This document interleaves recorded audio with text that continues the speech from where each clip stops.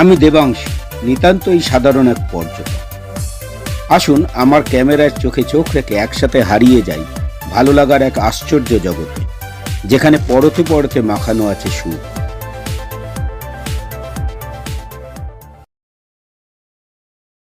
Hello বন্ধুরা, আপনারা দেখছেন আমার ইউটিউব চ্যানেল চলুন হারিয়ে যাই। আপনারা দেখছেন আমাদের খাজুরাহ অমরকণ্টক সিরিজের ভিডিও। গতকাল আমার গাড়ি মোট ছুটেছিল 602 কিলোমিটার, আর আজকে আমাদের গন্তব্য 510 কিলোমিটার। আজ আমরা যাব ডালটনগঞ্জ থেকে খাজুরাহ।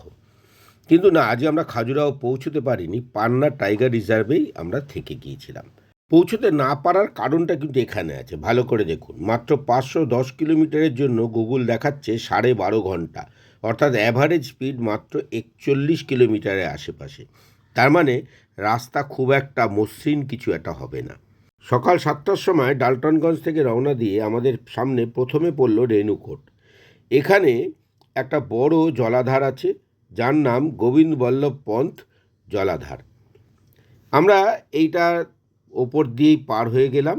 এরপর আমাদের রাস্তা চলে যাবে সিংরুলি, সিদ্ধি, রেওয়া, সাতনা হয়ে পান্না রিজার্ভ ফরেস্টের বুক চিরে একেবারে খাজুরাহ। এইখানে এই সিদ্ধির পরেই আমাদের পড়বে রেওয়া সিদ্ধি টানেল। এই 2.28 কিলোমিটার লম্বা 6 লেনের অত্যাধুনিক টানেলটা 2022-এর ডিসেম্বরে উদ্বোধন হয়। এই টানেল রেওয়া এবং সিদ্ধির মধ্যেকার দূরত্ব প্রায় 7 কিলোমিটার কমিয়ে দিলেও সময় কমেছে প্রায় 1 ঘন্টা।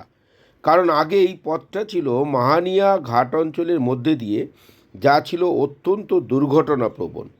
এটি আর এক দিক দিয়েও কিন্তু অনন্য। এটি ভারতের একমাত্র টানেল যেখানে অ্যাকোয়াডাক্ট আছে।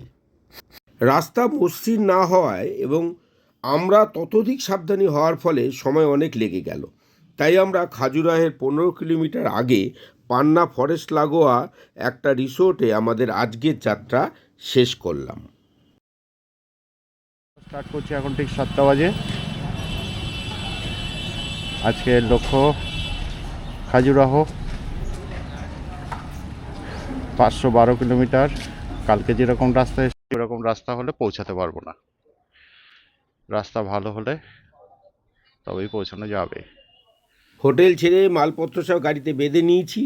এখন গুগলে আমাদের রুট ম্যাপ ঠিক করে নেওয়ার সময়। গুগল খুলে রুট ম্যাপ, ডিরেকশন সব ঠিক করে নিয়ে এবার আমরা গাড়ি ছাড়বো বলে প্রস্তুত হলাম। ঠিক 7টার সময় আমরা গাড়ি ছাড়লাম। গতকালের ভয়ঙ্কর অভিজ্ঞতার পর আজকেও আমাদের কিন্তু একটা আতঙ্ক গ্রাস করেছিল। কারণ হচ্ছে আজকেও আমাদের পথের অধিকাংশটাই সেই দুর্ধর্ষ NH39 ধরে বেরিয়ে যাচ্ছি।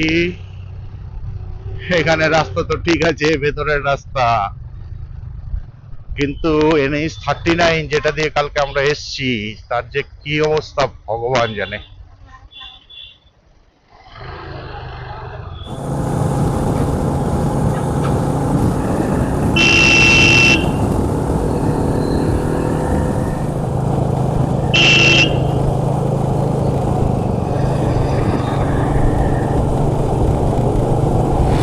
এটা সেই নর্থ কোয়েল রিভার, যাকে আমরা কেচকিতে বা আরো গারু এইসব জায়গাতে দেখেছি। সেই নর্থ কোয়েল রিভার ভরা জল।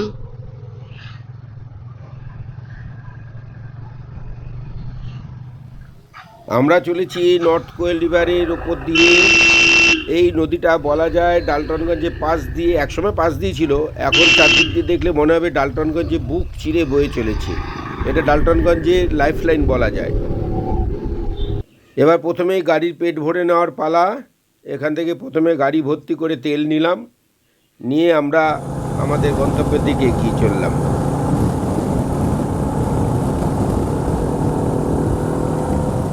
প্রথম দিকে এই রাস্তাটার সারফেস এমনিতে ভালো, তবে লোকালয়ের মধ্যে দিয়ে তো ফলে প্রচুর বাম্পার আছে, ফলে ঝাঁপাতে ঝাঁপাতে লাফাতে লাফাতে আমরা এগিয়ে চললাম, গতি মোটামুটি মধ্যম মানে রেখে। আমরা ন্যাশনাল হাইওয়েতে উঠিনি, গুগল যেরকম দেখালো সে অনুযায়ী গড়োয়ার রাস্তায় যাচ্ছি। এই গড়োয়া জায়গাটা হচ্ছে কেচকির উল্টো দিকে। মানে নদীর ওপারে। তো এই রাস্তাটা বেশ ভালোই, সারফেস খারাপ কিছু না, মাঝে মাঝে বাম্পার আছে, তবে বেশ জঙ্গলের মধ্যে দিয়ে রাস্তা, বসতি নেই।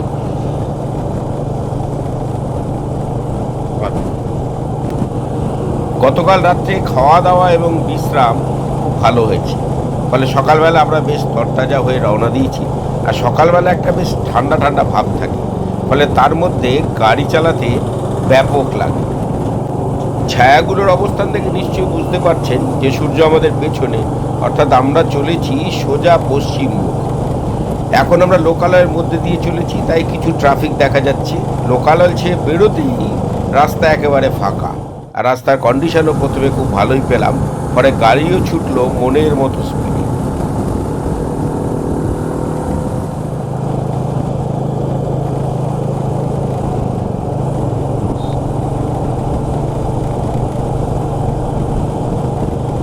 কিছুক্ষণ পরেই আমরা এসে পড়লাম আমাদের গতদিনের রাতের ঘুম কেড়ে নেওয়া NH39-এ। NH39-এ পড়তেই চমকে গেলাম। গতকাল যে রাস্তা আমাদের রাতের ঘুম কেড়ে নিয়েছিল, এখানে দেখি সেই রাস্তা সম্পূর্ণ অন্যরূপ। একেবারে 4 লেন রাস্তা, ঝা চকচকে। গাড়িও ছুটে চললো 110 কিলোমিটার বেগে। এইভাবে যদি ছুটতে পারি, রাস্তাটা যদি সামনে এরকম পাওয়া যায়, তাহলে তো আমাদের বেশি সময় লাগার কথা নয়। কিন্তু গুগল যে অ্যাভারেজ দেখাচ্ছে, তাতে বোঝা যাচ্ছে এই সুখ বেশিক্ষণ স্থায়ী হবে না।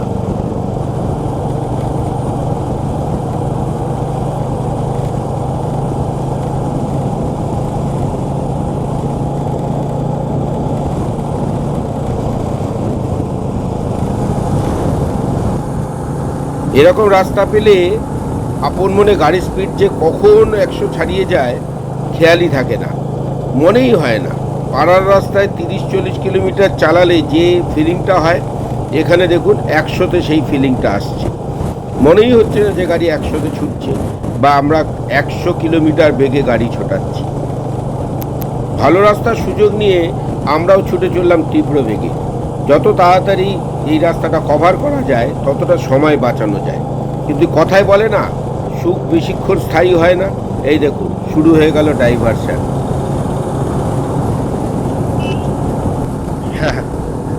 একটা ডাইভারশন থেকে আর একটা ডাইভারশনে যাওয়ার খেলা চলছে এখন। প্রায় পুরো রাস্তাটাই ডাইভারশন।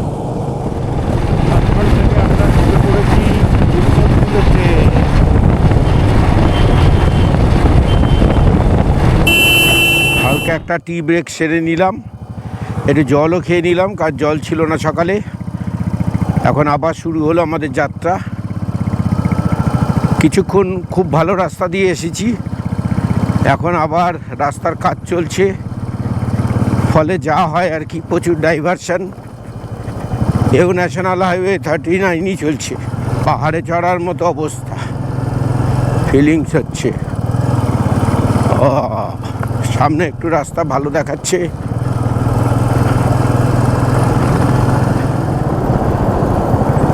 এখান থেকে 47 কিলোমিটার দূরে রেণুকোট। আমরা রেণুকোট ঘুরে তারপর যাব।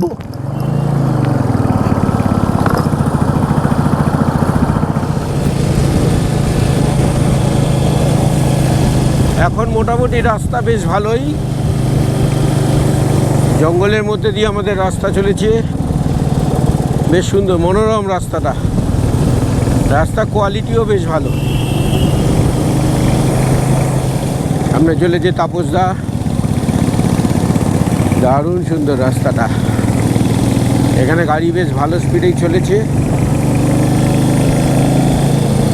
গাড়ির পেট ভরে নিয়েছি, আমাদেরও পেট ভরে নিয়েছি। দুপুরবেলা আর মোটামুটি খাবার কেউ চাইবে না।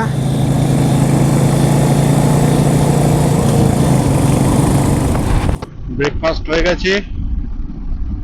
এটা পুরোনো হাইওয়েটা জোড়াতাপ্পি দিয়েছে, তবে মোটামুটি চলা যাচ্ছে। রাস্তা চওড়া হওয়ার থেকেও সারফেস ভালো হওয়া ভীষণ দরকার। আমার গুগল নেভিগেশন কাজ করছে না,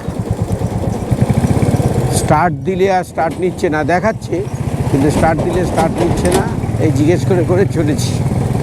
স্যাটেলাইট পিকচার দেখলে এই হচ্ছে রেণুকূটের অবস্থান।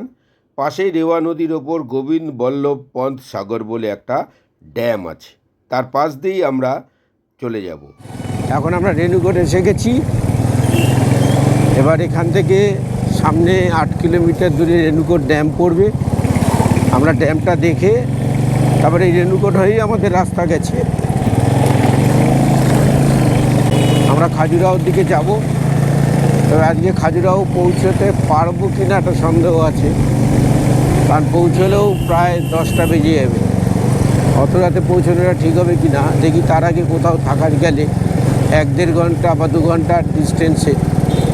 কালকে তো আর সেরকম কিছু নেই, দৌড়তে হবে না, শুধু খাজুরাহো লোকাল ট্যুর করব। আমরা আছি এখন রেণুকূটে। আমার মোবাইলে গুগল নিচ্ছে না, ডিরেকশান নিচ্ছে না, ফলে একটা সমস্যা তৈরি হয়েছে। এবার দেখি মোবাইলটা রিস্টার্ট করে দেখছি কি হয়। নদী ক্রস করছি, রেণু নদীর ওপর ব্রিজটা ভারী সুন্দর এর লোকেশান। এদিকে ড্যামটা দেখা যাচ্ছে, ড্যামে জল ছাড়েনি।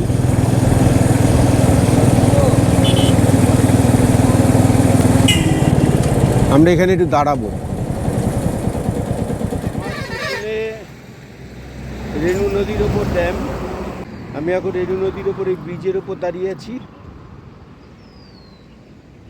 ভারী সুন্দর এই জায়গাটা।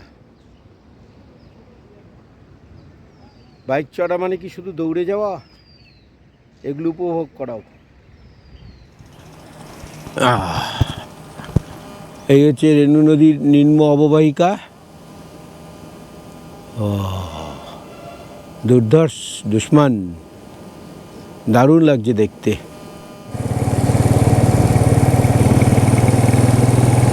ড্যাম দেখে আমরা এগিয়ে চললাম। এই রাস্তাটা সত্যি অসাধারণ, খুব সুন্দর রাস্তাটা। ঘন অরণ্যের মধ্যে দিয়ে, পাহাড়ি অরণ্যের মধ্যে দিয়ে চলেছে। প্রচুর ট্রাফিক আছে, নো ডাউট। সামনে একটা জ্যাম আছে মনে হচ্ছে, অনেক গাড়ি দাঁড়িয়ে আছে। জানি না, ও একটা মন্দির আছে, বনদেবী মন্দির। আমরা অবশ্য বনদেবীতে কোনো ভক্তি নেই, বনে ভক্তি।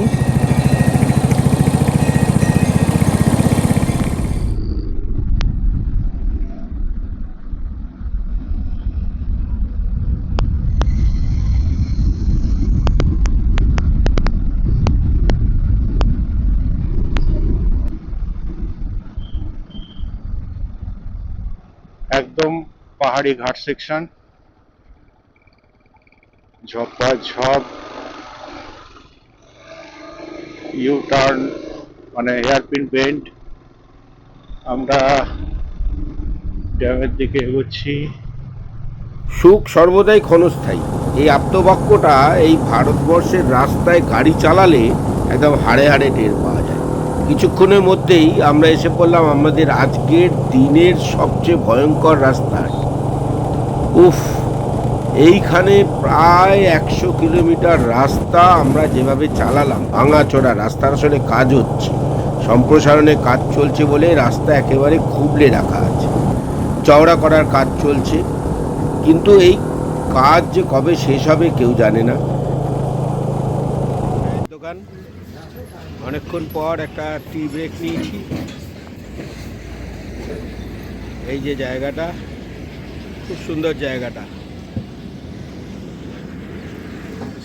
চা পানের পর আমাদের আবার সেই ভয়ঙ্কর যাত্রা শুরু হলো। তবে আসার খবর একটাই, দোকানদার বললেন আর 40 কিলোমিটার পরে সিদ্ধি লাভ হবে, মানে সিদ্ধি এসে পৌঁছবে, এবং তারপর নাকি রাস্তা বেশ ভালো। সেই আশায় বাঁচে চাষা বলে না, আমরা সেই আশা নিয়েই ছুটে চললাম। মিথ্যে বলবো না, চা খাওয়ার পর থেকে আমাদের শরীরের সঙ্গে রাস্তাও যেন চনমনে হয়ে উঠেছিল। না সেরকম খুব খারাপ রাস্তা আমরা আর পাইনি। আমরা সিদ্ধি এসে পৌঁছলাম, মোটামুটি 40 মিনিটে এসে গেলাম। 40 কিলোমিটার রাস্তাটা এইরকমই, খুব সুন্দর রাস্তা। এলো ঝড়ের গতিতে এলাম। এবার দেখা যাক পরবর্তী রাস্তাটা কিরাম। এখনও পর্যন্ত গুগল যা দেখাচ্ছে তাতে খুব একটা আশার আলো কিছু দেখতে পাচ্ছি না। সিদ্ধির পর রাস্তা প্রথম দিকে মোটামুটি বেশ ভালোই ছিল। না, এটা কোনো নদী না, এটা ম্যাপ অনুযায়ী এটা একটা ক্যানেল, সেচের ক্যানেল। কিন্তু রাস্তাটা বেশ ভালোই। ক্যানেলটা পার হওয়ার পর যে জায়গাটা পড়লো এটা অসাধারণ সুন্দর লাগছিল আমাদের ভ্যালিটা। জানি না ছবিতে কতটা দেখা যাচ্ছে, তবে রাস্তার কন্ডিশন মোটামুটি ভালো। আমরা ছুটে চললাম। এরপরই সামনে পড়বে সোন নদী। সোন নদী অতিক্রম করা মানেই আমরা রেওয়ার কাছাকাছি চলে এলাম।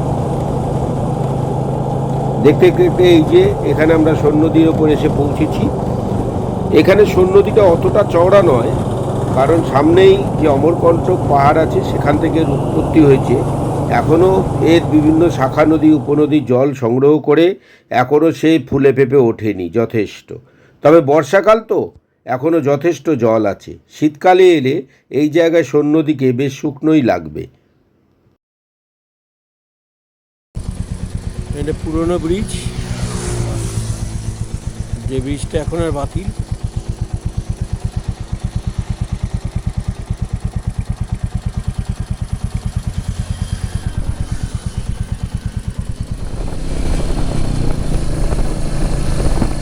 গুগল সময় দেখাচ্ছে 211 কিলোমিটার যেতে 4 ঘন্টা 20 মিনিট লাগবে। মিনিটে গেলে আমরা 8টায় পৌঁছবো। মাঝখানে অবশ্য আমাদের 2-3বার দাঁড়াতে হবে, ফলে আমাদের পৌঁছতে 9টা হয়ে যাবে। অত রাতে আমরা পৌঁছবো না, ফলে তার আগেই কোথাও থাকার ব্যবস্থা করতে হবে। দেখা যাক, আর 2 ঘন্টা পর আমরা সিদ্ধান্ত নেব।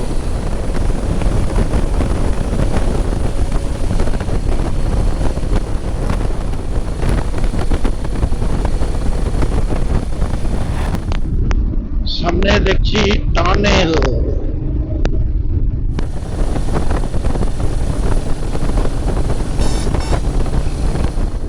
রেওয়া সিদ্ধি টানেল।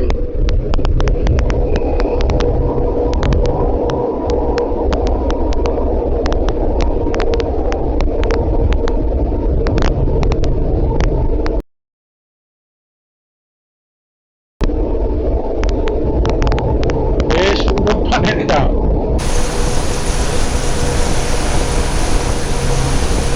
আমরা চলেছি টানেলের মধ্যে দিয়ে। ভারী সুন্দর টানেলটা, two way, up and down.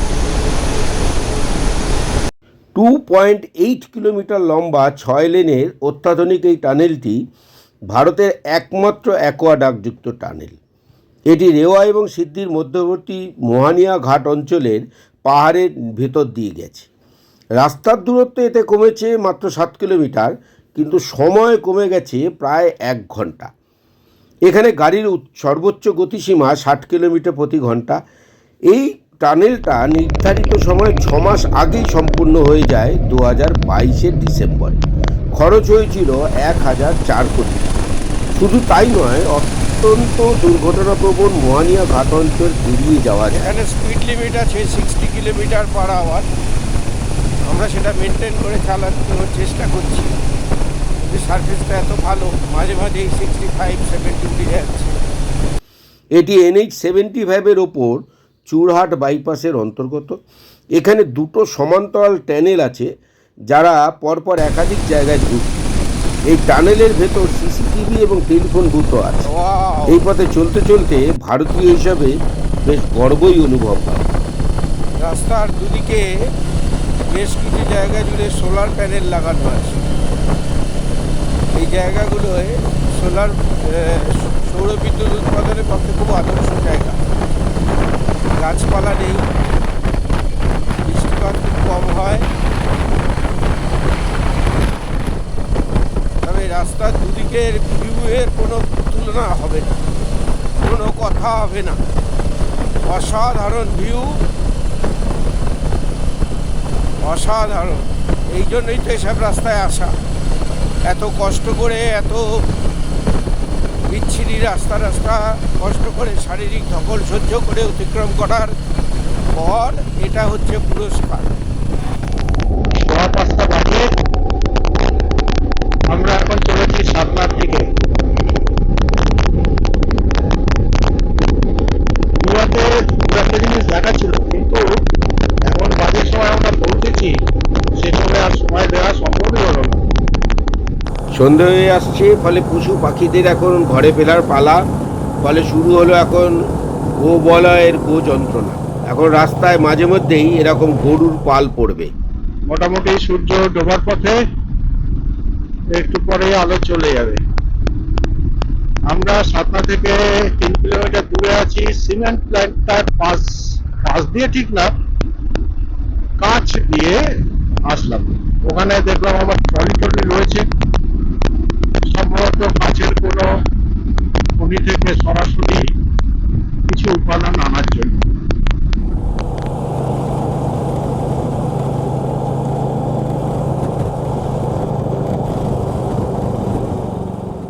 এখন আমরা সাতনায়, এখন সন্ধে হয়ে গেছে। এখানে চা বিস্কুট জলের পাট চোকাতে চোকাতেই আমরা ওই খাজুরাহের 15 কিলোমিটার আগে পান্নায় পুনম রিসর্টে ঘরটা বুক করে নিলাম। ফলে নিশ্চিন্ত হয়ে যাত্রা শুরু করা যাবে। যাক, আজ আর হোটেল খুঁজতে হবে না।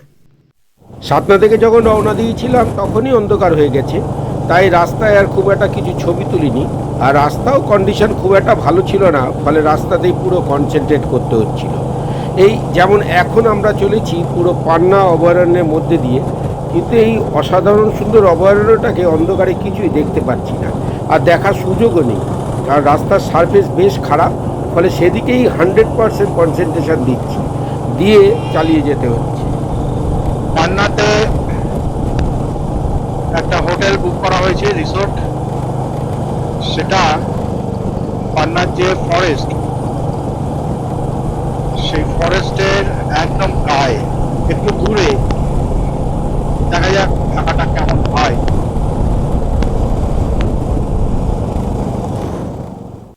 অবশেষে আমরা এসে পৌঁছলাম পুনম রিসর্টে। এই রিসর্টটার অবস্থান খাজুরাহো থেকে 15 কিলোমিটার দূরে এবং একেবারে ন্যাশনাল হাইওয়ের ধারে। অবশেষে সারাদিনে প্রায় 500 কিলোমিটার পথ অতিক্রম করে আমরা এসে পৌঁছলাম খাজুরাহের একেবারে দোরগোড়ায়।